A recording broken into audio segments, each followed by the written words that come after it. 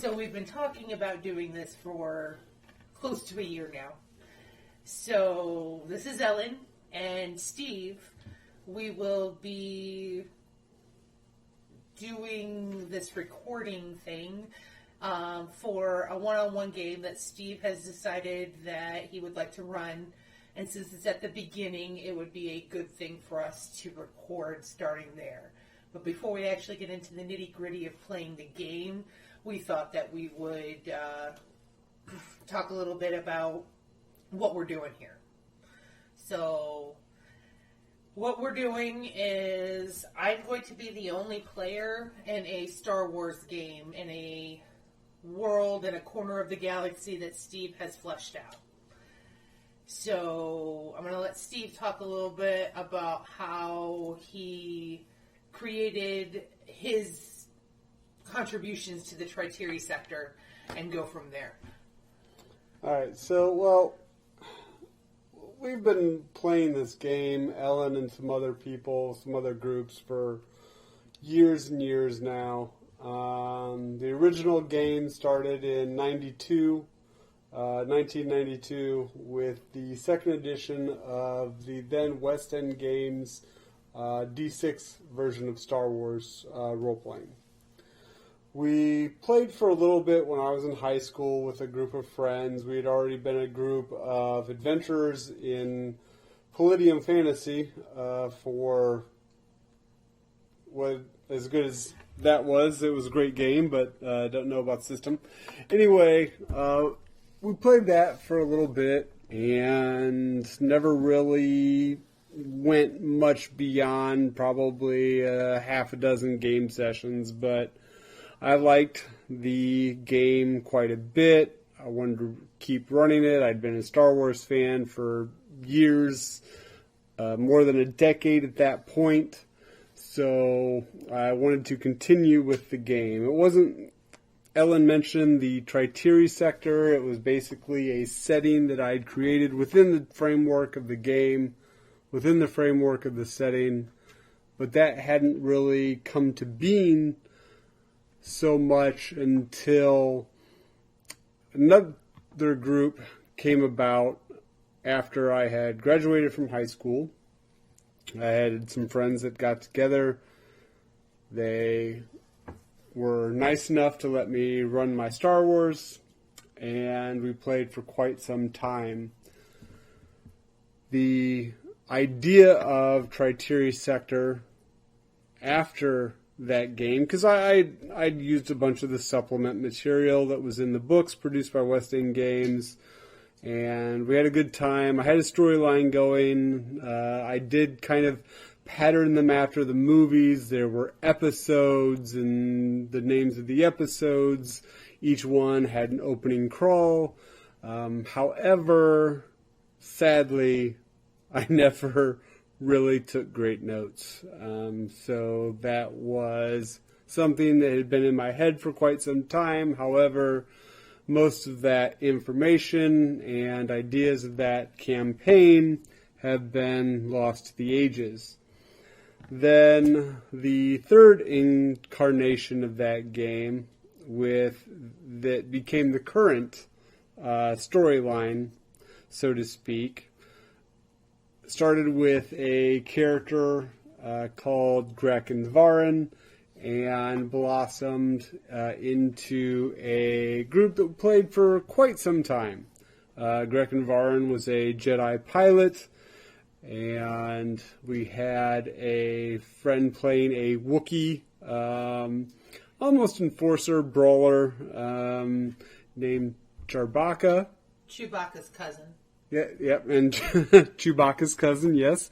We had a rogue pilot, Kendaric, and Ellen played a communication specialist, rebel, from a wayward planet, and her character was Morgan Trechke. And eventually another friend had decided to come to the game, and he played the Special Forces extraordinaire, known as Trent Thycrate. That campaign actually was the building blocks, the real nucleus of the setting that I was creating. We had played so much that a lot of the NPCs, a lot of the places started to be recurring. The name Triteri Sector became a thing as we just kind of went along. Once again, that story was based around episodes. The whole story was based around a ability of the Empire to use Sith sorcery to control minds. It was kind of a plot that was running parallel to the super weapons of the Emperor, the Star Destroyers, the Death Stars, and the like. And the campaign ended basically around the time of the end of Return of the Jedi, where our characters were taking on what was called Sovereign Station, and they were able to defeat and destroy the station, which was kind of the catalyst, the base for the brainwashing technology. Sadly, one of our longest running heroes, Graken Varen, fell in the confrontation. However, the rebels, the heroes, were able to save the day. Ellen's kind of given me an odd look, so what do you got to say? I thought that it was right before the beginning of Return of the Jedi, and the destruction of Sovereign Station helped with the end of the war. Like, it wasn't concurrent with the end of the war, but it led to helping with the end of the war. The attack on Sovereign Station was only days before the conflict at the second Death Star. Oh, okay.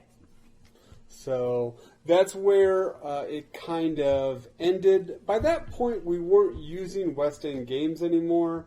I have a problem with new shinies. So we had gone through the iterations of the new games that had come out. The D20 version. Not really sure if for that campaign, I think that campaign kind of ended on the D20 version. Then we kind of tried to start it up with some of the other versions and different people.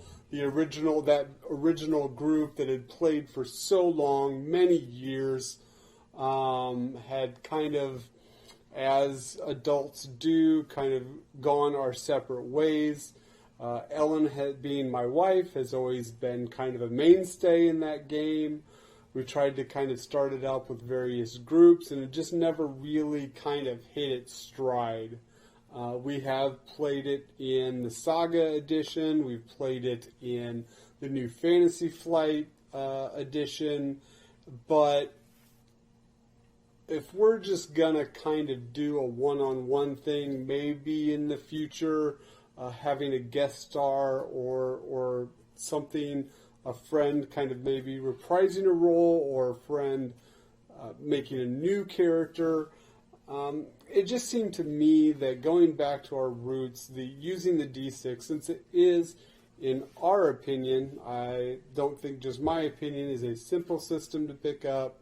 You roll some D6s, you add them together, and for what we want to do, we just figured that was, and I just figured that was kind of the best, instead of using, for example, the Fantasy Flight system, which is a robust system. I do enjoy the system.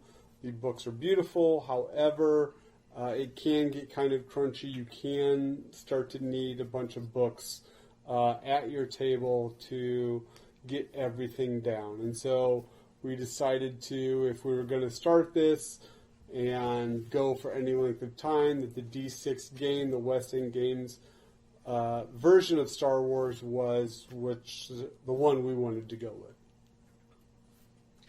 Also, I don't like game systems. I know that sounds really counterintuitive to actually enjoying playing role-play games, But as we've gone through the various iterations specifically with this game, and then one other game that we played for a long time went through about 3 different iterations where I had to make the same character 3 or 4 times.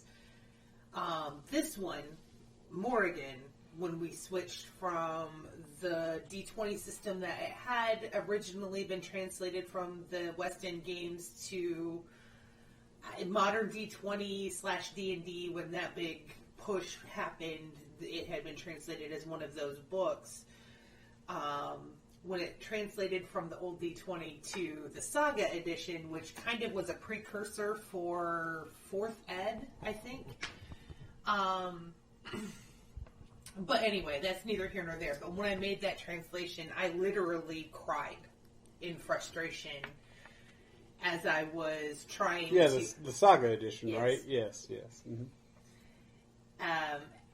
And I know that sounds silly, but it's so much math and so many things to worry about when you have an already established character and translating it from one system to the other. Things get lost, things need to be added. Going back to the West End games actually is pretty simple. I was pretty much able to make my character by myself. And actually, for someone that knows the West End Games version, once again, we had played for years, and I kind of wanted to put it on a playing field that we could understand where her character was at, and if, for example, we had guest appearances, what they would need to do to kind of be a comparable level of character. So for anyone that knows the system, she made her character as a base character. She had references to her old character sheets, but she made her character as a base character, and then I said, go ahead and add 200 character points to your character. And yeah, she's a pretty potent character, but I will say that 200 points doesn't go as far as you would think it would. But she is still pretty well-rounded, and I think we'll do pretty well in the stories to come. Yeah. So the iteration of the game that Steve was speaking of that involved Morrigan, Trutchkey, Grekenvarin, Kindarik, the Deveronian, and Charbaka, the Wookiee, actually started in 1998.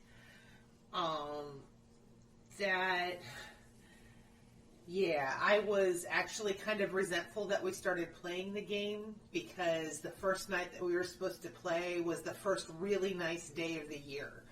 And we were planning on being inside. Yeah, I just wanted to not be locked inside. And then I ended up playing Star Wars for close to 5 years, I want to say, but I'm not positive on that. We're not actually exactly sure how long this game ran. I do know that the gentleman who played Kindarik, the Deveronian, the smooth-talking pilot, left our group about 3 years in, and then we probably played another 1.5 to 2 years afterwards. Until the end. And I will say that this Star Wars game was probably the only, maybe there was 2, but I think this was the only game that I went from start to finish and was able to do the stories I wanted to do the story. So it is, I don't know if we will recapture that magic with just the 2 of us, but we really hope that it will be fun for us, maybe fun to listen to. I think that's kind of secondary for our thinking, but we'll see how it goes. So to give a background on the specific campaign that we're getting ready to start, Morrigan Trutchkey comes from a world called Allmarsh, which, funny enough, is a marshy world. Well, it is Star Wars. With a very large city built on spires, sort of reminiscent of a poor man's Coruscant. It is a hut-run planet in the outer rim, in the Triteri sector. Morgan is an orphan kid who has been raised by her older brother, who is the leader of a minor swoop gang. In Almar. The Dragons, you called it. Yes. The Dragons, yes. In Almar City. And I have two brothers, one older who raised us and one younger who was quite a bit younger than the both of us. Older brother's name was Gage. I actually don't remember the younger brother's name. I feel bad. Gabe. It was Gabe, wasn't it? Yes, it was Gabe. Okay. Yeah. Gage, Gabe, and Morrigan. Yeah. Your mom really wanted to change your name, I guess. So there's my background. Grekken Varen was an Imperial pilot who left the Empire to pursue his force sensitivity. I kind of see him as a little bit of a mashup of an early Han Solo turned into an older Luke Skywalker. Okay, that makes sense, actually. It does. He escaped with his astromech droid, Ari, but I don't remember his designation. We called him Ari. Actually, he did not escape with Ari. He found Ari later. Oh, I thought they left together. No. So not that I can remember. What was his designation, though? Ari was a failed attempt by the Empire to kind of make battle droids, pilots. They were astromechs R2-E3. That's what I call them, sorry. R2-E3, and then his name designation was Ari. He had gotten, his TIE had gotten destroyed in some battle. Pirates came along, salvaged him. Ari was a pirate for a little while, got a large scar on his dome that he's very touchy about, and through hook or crook then encountered Grekken Varen, had become basically his R2, his droid companion through the campaign. Then we have Charbaka, who was, finishing up Greg. He met Aline Talon, and one of the characters from my original game in high school, who was a Jedi Knight, and sensed his force sensitivity, and he began training. By the time Morgan became a subordinate in the rebellion to Greg, because Greg was like a captain or something. Yeah, I think so. Mm-hmm. At the very least, a leader of your group. Correct. He was well on his way to being a well-trained Jedi Knight. He wasn't, well, for the time, because we're in the rebellion era, so who knows what that genuinely means. Also, we were before relatively We were before the prequels at this point, so all we knew was the movies, the 3 movies, and then the flavor text from West End Games. So he was well on his way to becoming a Jedi Knight, but at the time it wasn't as well defined as it is today. So he began actually training me because I did have force sensitivity with 0 training. So that was Morgan and Greg's connection. We were both in the rebellion as we started the adventures. Yes. We were the only 2 who were, if I remember right. Charbaka, I believe we rescued. I think that was our first adventure, but I'm not positive. Charbaka was a Wookiee who was a slave captive to the Empire, and during one of our adventures, probably the first one because it's a good way to get everybody together, we ran across him and set him free. I don't remember exactly what we were doing in our first... I remember I shot a Rodian. Other than that, and that dark side point stayed on my character sheet for years. Right. But other than that, I don't remember a whole lot because it's, as Steve says, note-taking is not necessarily everybody's strong suit. I've gotten much better over the years, but I don't have my notebooks anymore for Star Wars, so I don't remember the exact thing. It'll be good we're recording these. But anyway, so he was a slave / captive of the Empire, much like his cousin Chewbacca was, because we, again, only had the movies and some books to kind of go on for Wookiee culture. And remember, pre-Solo. Yes.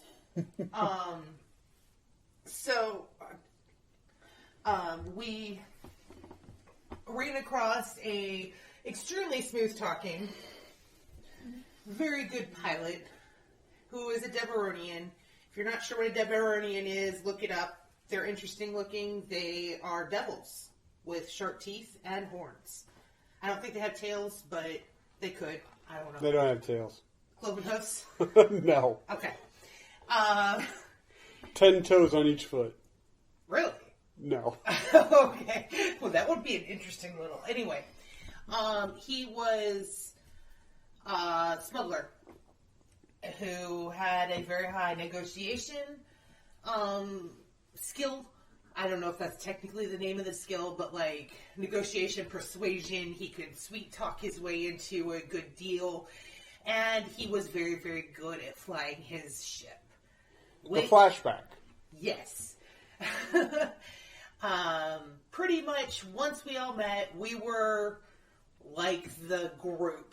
Leia, Han, Luke, Lando. The rebel cell that they had as the number one group to go and take care of any situation that the Rebel Alliance in the area needed to take care of. So through the course of the game, we developed friendships, etc. We had met previous characters of King Lorne. I can't remember his first name. I remember his son's name, obviously, but... Yeah, Dade Lorne was his son. I think I do have notes on his name, like Deveros Lorne or something like that, but honestly, at this point, I'd have to look at the notes. I don't have that right here. So we met him and his wife, who ruled over, well, were elected, even though they're king and queen, to rule over cat people. I can't remember what... His original wife had died, and his second wife was actually the daughter of the queen matron of a race of near-human felines called the Kothlians. And he had married her. They had had a child. This did not sit well with the oldest boy named Cain Lorne, and he had left in a huff. His second son, Dade Lorne, had become quite high in the family business. The family business was Star Corporation. It was a scouting expeditionary force / security force, kind of like a Blackwater for the Star Wars universe. And Dade had become quite high. They had actually met Dade while he and his ship, a Corellian corvette by the name of the Pontango, was investigating some Imperial activity that was shady, as all Imperial activity usually is, and they became fast friends. And a erstwhile love interest with Morrigan until the fateful day that Dade basically took his life to save the group and destroying a very evilly recurring captain and a Star Destroyer. But that is a long story for a different day.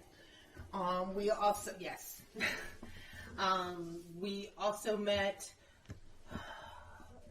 names are escaping me, but I remember that the Twi'lek was named Nephili, or Nephili. Oh, there was a group that the second main group of the campaign that I ran. Between my high school game and the, I guess for lack of a better phrase, current game, there was a group that was more kind of, if you want to say, Edge of the Empire style. There was a character called Throwbaka. Throwbak.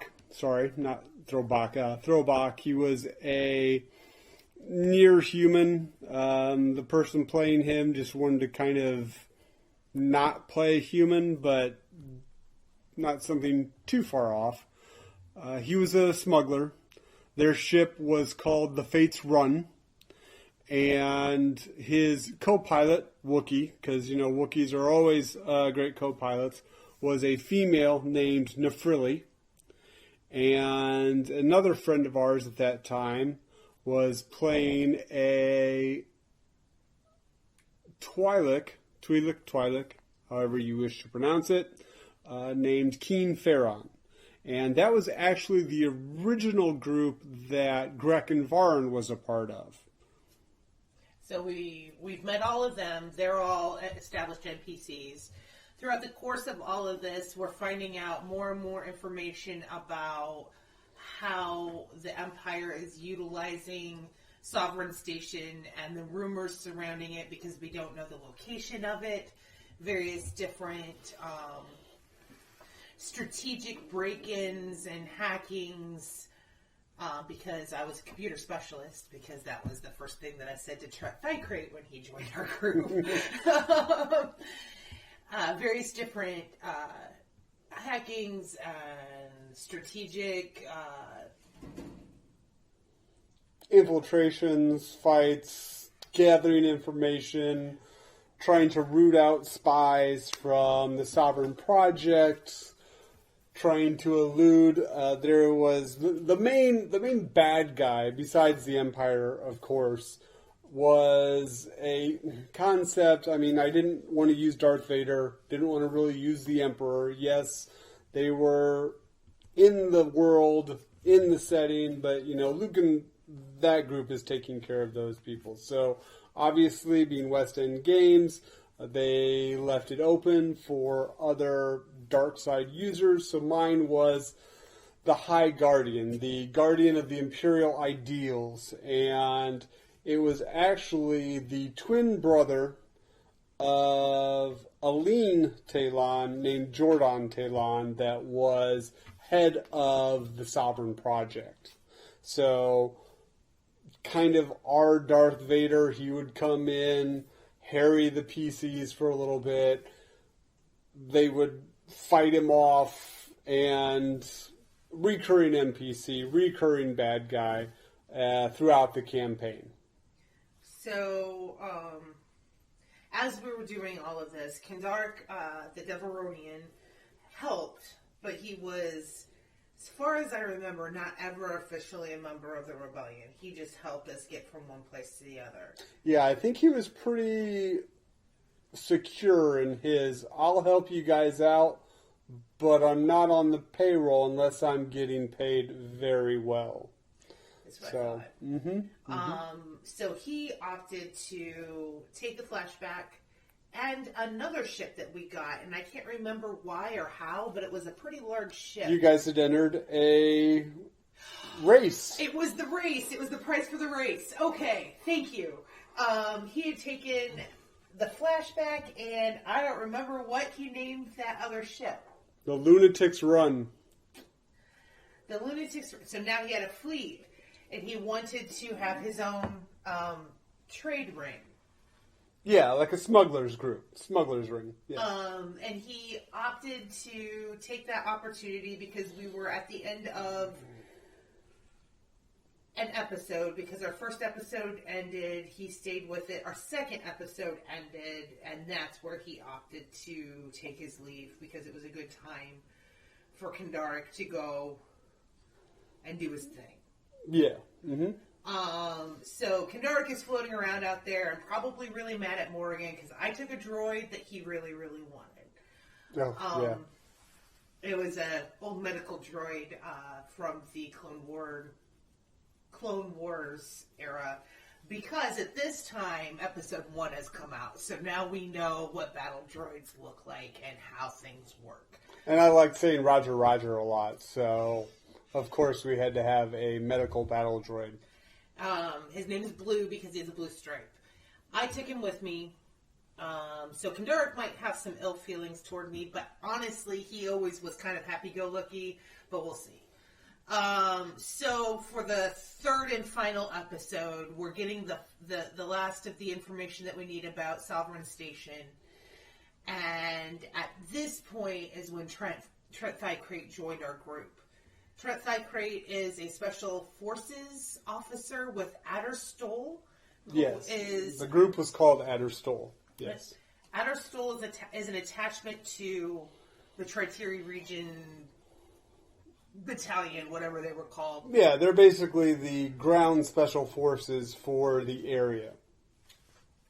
And another group, like the pilot group, the Rogue Squadron was called Ghost Squadron. Basically, the campaign had a type of thing that you would see in the movies. They had a Rogue Squadron. They had a Special Forces group. They had their home one called the Calaroon and that kind of thing.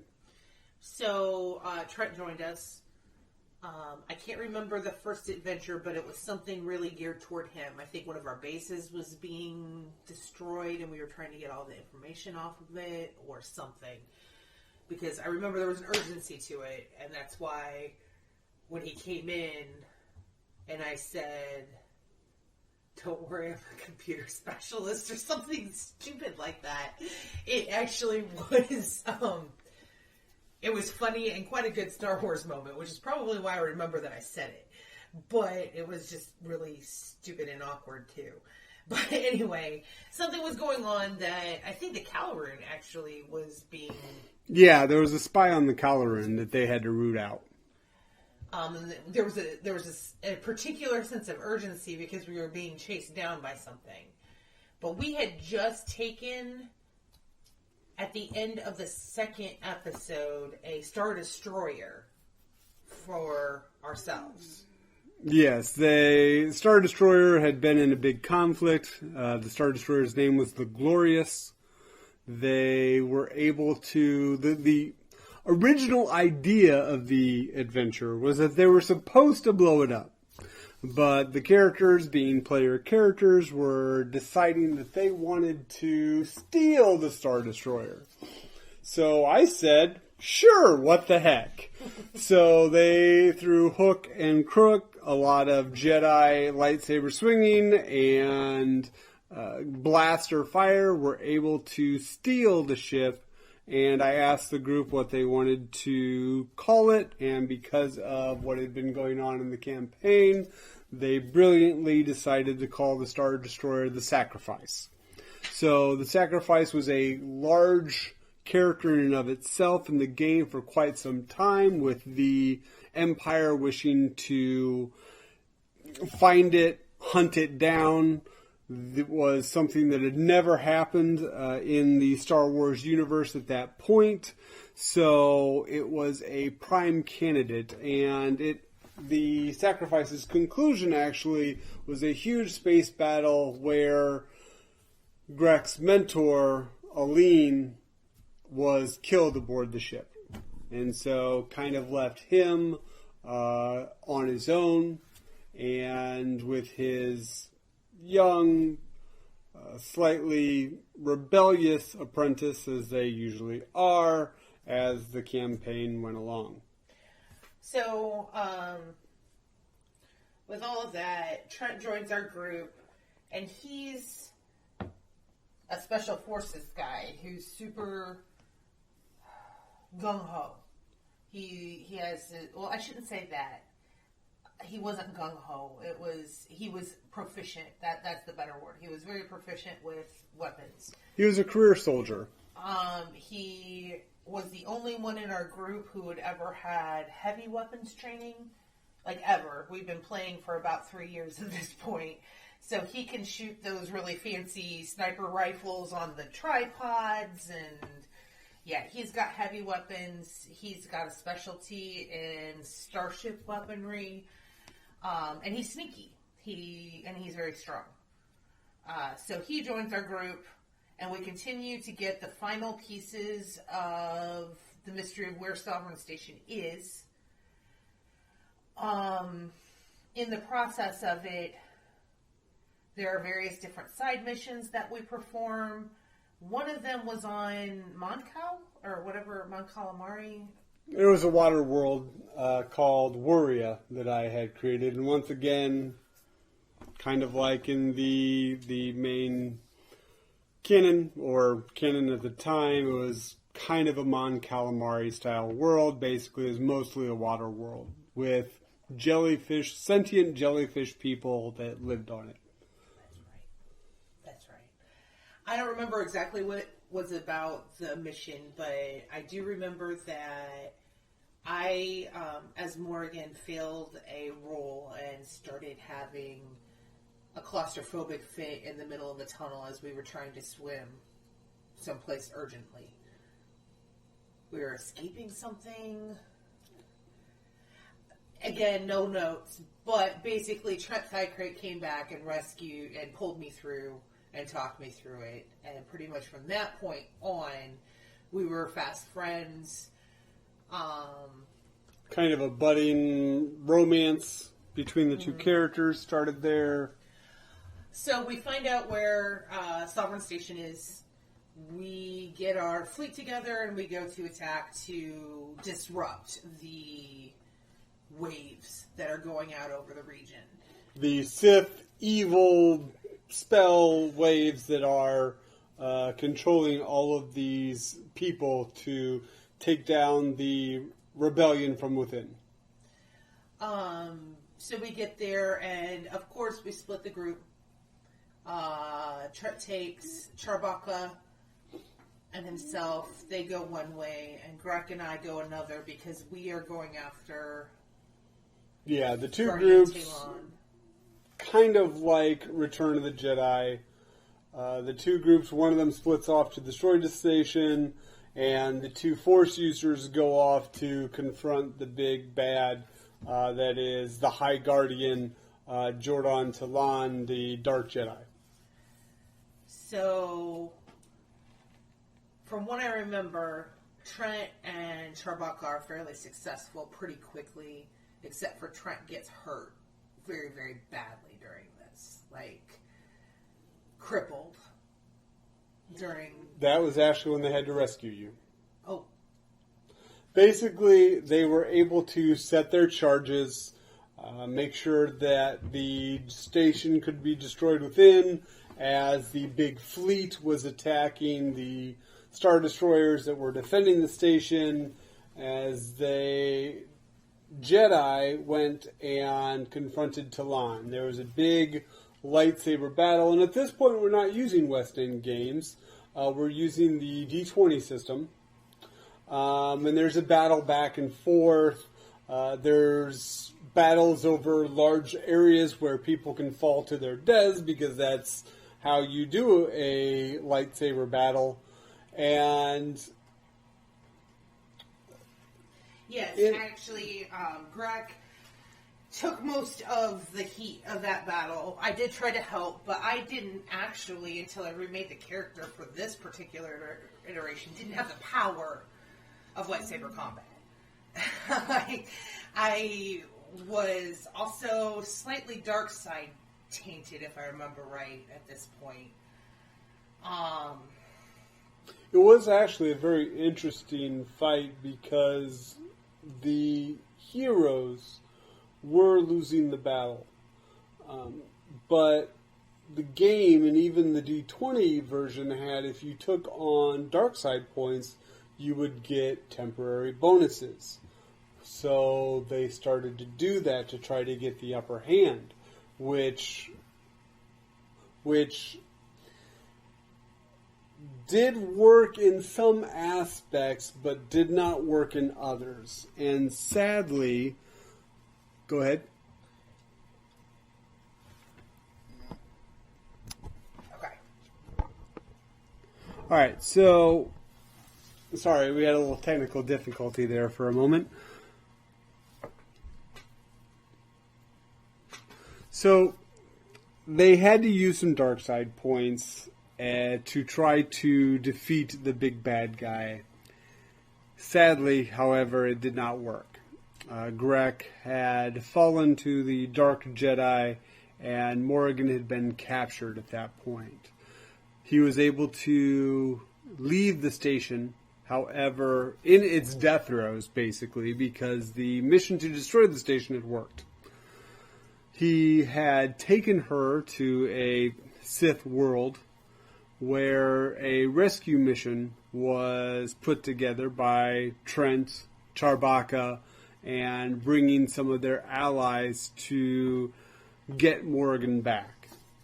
In a grand show, in a blaster lightsaber battle again, they were able to eventually save Morgan, thereby ending that campaign with the destruction of Sovereign Station and the death of the big bad, the High Guardian, Jordan Talon.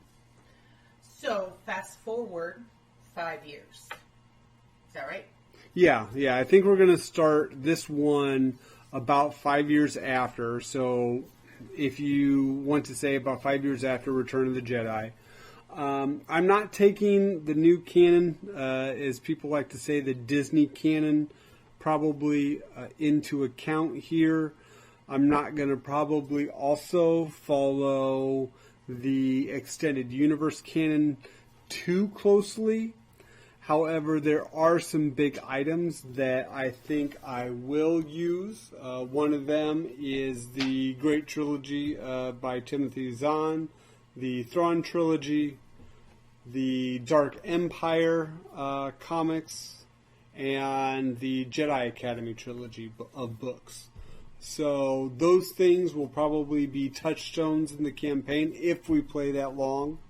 But right now, there's some rumors that something's going on in the setting, that the Imperials are starting to make odd movements as there is a push to kind of reorganize the remnant of the Empire at this point. And Ellen knows a lot about Star Wars as I do, so she kind of knows what's going on at this point. Basically, this is the start of the Thrawn campaign. Once again, though, Tartari's sector, while close to the action, is still outside of the action. So a lot of what she's going to be doing is just going to kind of be on the periphery of this conflict. So, in 5 years, Trent and Morgan are married, but they have no children. Trent is... You heard it here first, people, because I did not know this. So she's making it up as she goes along. No, I've been thinking about this. Steve did ask me to think about this. So, we're married, no children. Due to the crippling injury that he had received, I believe, to his leg. Yes, it was to his leg. During the rescue mission, at the end of our campaign, he is no longer able to serve consistently in the field as a special forces officer. However, not that he doesn't go, but he's been kind of sidelined. However, he does train. And it has helped in the effort to organize the New Republic's forces in the sector out of, I don't even know where this would be. Actually, for the beginning of this campaign, the fleet will be kind of the base of operations for the group. And Trent Thycrate is a commander who is aboard the Calaroon. And basically, the Calaroon is a large Mon Calamari star cruiser. I've been away from home. Morgan has been away from home for close to 10 years at this point. With the war and 5 years. At least 5 years. Okay. One of the things that she's always promised herself is that she would go back to see and support those who would support the Hutt not being the ruler of Allmarsh, to get Allmarsh out from underneath that family's thumb. Right. So that'll probably be the first idea, the first story in this campaign. Basically, Morgan returning to the area to see what's going on, to see how the area has changed over the last 5 years with the destruction of the Emperor, the death of the Emperor, and hopefully liberating her planet from the crime, the seedy side, the high haven of scum and villainy that it has become. As far as I know, my older brother is still around. My younger brother was injured, but he didn't die, I don't think. No, he did not die. So there's that. There's a few other NPCs that I remember of note from our original campaign, but that is where we are at when we start. There's a reoccurring bounty hunter named Mosma? No. Midlothian? That guy. No, because Trent Thycrate, I think, blew him away. Shot him in the head. Took care of him. Never mind. You're right. He's taken care of. Don't worry about him. He has no family members that would ever want to avenge his death at all. At all? At all. Nope. Not at all. Are you sure? Pretty sure. I forgot about that. The look I gave her wasn't very confidence building. I forgot about that. So Trent is a Carillion. I'm from Allmarsh. Gruck is gone. Charbaka, I believe, is with Kendaric, because they always agreed that they would be partners. But when we ended, he was not with Kendaric. I'm not exactly sure how I'm going to do it, because at the end of the campaign, Charbaka was getting very interested in AT-AT walkers for some reason, and really wanted to command a group of them. So maybe the large Wookiee that has a lot of trouble communicating with normal folk of the galaxy might be in charge of an AT-AT walker squadron. So there you hear it. Okay. Still brainstorming that idea though. So there you have it. Kendaric is out there with his fleet of smuggler ships. Evidently, Charbaka might be commanding a fleet of walkers, and I'm headed back to Allmarsh. Trent will be staying with the fleet, at least at first, and then there you have it. So basically, we're going into a campaign that's going to feel a lot more Wild West-ish or Firefly-ish than... Or Lone Gunman? I don't know. Then it will be like the polished prequel sort of feel. It'll be dirtier and grittier because that's the world that will be based off of. She'll still be kind of the only... It'll still be a lot of very rebel-like ideas. The New Republic is around, if you know about Star Wars lore. However, this area has not really been too high on the New Republic's priority list. I have talked to Ellen. She would kind of like, instead of just a transport and a pilot, she would kind of like to have a capital ship and maybe some people at her back kind of leading a small force. So this small force that she's going to lead, and I haven't actually narrowed down exactly what I'm going to do with this small force, but this small force is going to be pretty much the only idea of the New Republic in the area. So the Empire is still basically the Empire in the area, and the differences of what it is now as opposed to what it is when the Empire was around, when the Emperor, was around, will kind of come out as we play. The far-reaching ability and power of the Hutt, named Gruda, will kind of be revealed more and more as we play, and basically what has been going on in the area for the last 5 years with the heroes being gone and fighting the good fight, setting up the New Republic in other areas of the galaxy. So now that we're roundabout, background, because I tend to ramble, that's just a thing that happens, I'm sorry. Now that we're to the campaign that we will be running, Steve has opted, as he said earlier, to run in Weston Games D6 system. I'm sure before we actually get started on our first game session, we'll do a brief overview of how it works. Yeah. Weston Games was chosen because it was easy, as he said earlier. He knows it, and he has all the books. And I have a lot of the books, yes. And it's easy for the player to pick up, and I've ran the system so many times that if I really need to, I can have the base book in front of me and just go with the flow on the rest, and have my notes for what I want to do that game, and I'm not going to need a stack of books. So hopefully, while we're playing, there's not going to be a lot of dead air while I look stuff up. So there's that. Steve has been running Star Wars for more than 20 years.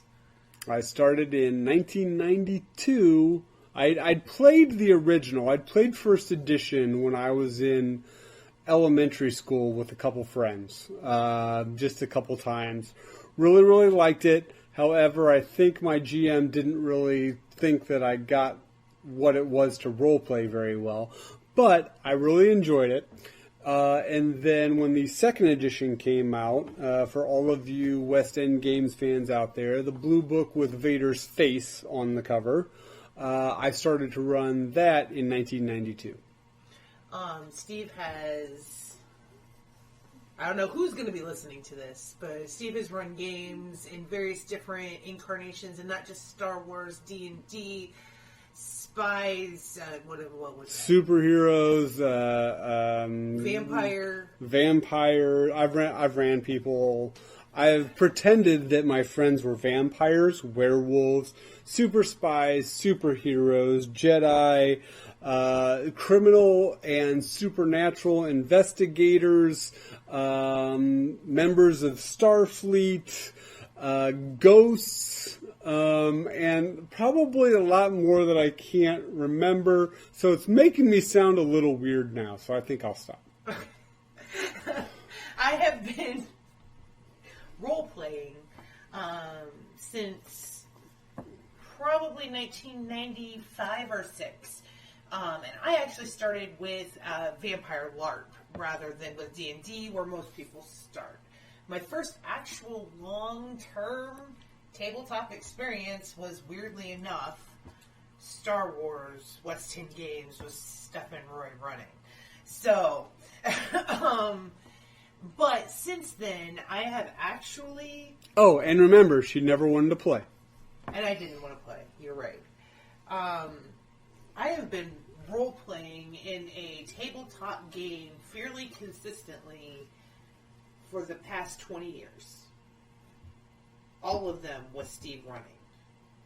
So that's kind of a background. He's pretty experienced in keeping things moving in a forward type direction. Is also fairly used to the fact that I tend to ramble and can direct that pretty easily as well, at least within the confines of a game.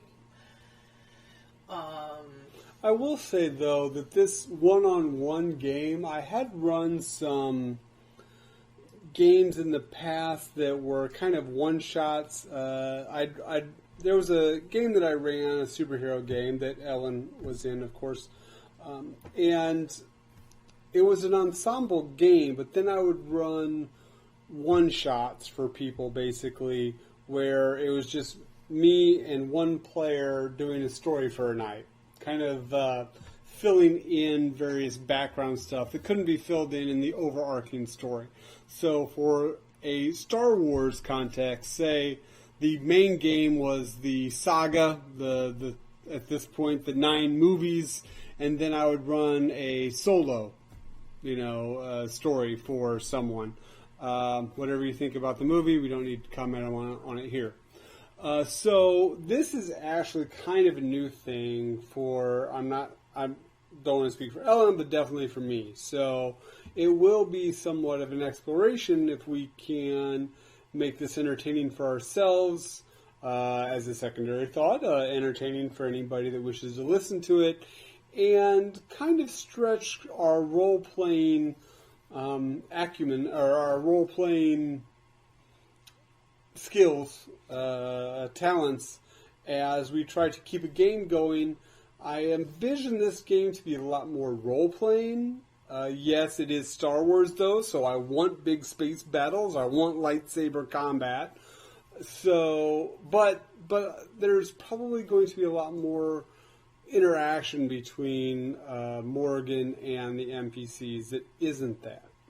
And I know that I think Ellen would enjoy that more, so I'm kind of also trying to pattern the game to the player that I have. I do get bored rolling dice for hours on end. Yes, so, and rolling dice is probably not a great way to entertain people for an hour, so. When you can't see it. When you can't see it especially. When you can't see it especially. That's very true. So Steve and I had played with doing something like this for quite some time, probably about a year. I've had a YouTube channel made and named since, I think about January of 2019. For quite a while. It might not be there anymore, just so you know. No, it's still there. Okay. It just doesn't have anything on it. The name of the channel is Royville. And if you are listening to this podcast, you probably already know that. We will do this.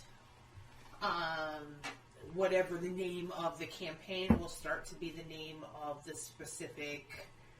I was kind of thinking of that, and I'm thinking like Morgan Tretchky versus the Pirates of Penzance or something like that. Kind of the old like Flash Gordon style serials. But I'm still troubleshooting. I'm still thinking about that, so we'll see. So once we have a name for the campaign, we'll have a name for the playlist. We'll have a name for this specific series of audios. We'll put it up after I edit, which actually tonight probably won't have very much editing, but it'll have a little because, as I said before, I ramble. So the idea is that we'll have a couple of different ones up. We'll probably have at least one that's consistent with Steve and I just talking, like we're doing right now. And then probably one where I finish the stupid project of the bad movie, good movie review thing that I had started. I'm thinking about making Steve watch the bad movies with me, but I don't think that he'll sit for that. So, I don't like bad movies. I don't like good movies, like Zapped. Look it up. Scott Baio, Willie Ames. Look it up. I also am not sure that he would sit for many of the good movies either. Because number one is still Citizen Kane and Ugh. But, so just look for some of that and we'll post all of that. But basically, this is our virgin foray into this. So please be kind. very kind. I cry easily. I cried over a character sheet. That's true. So, if you like it, let us know. I think that Ellen will have the comments, so that is a thing.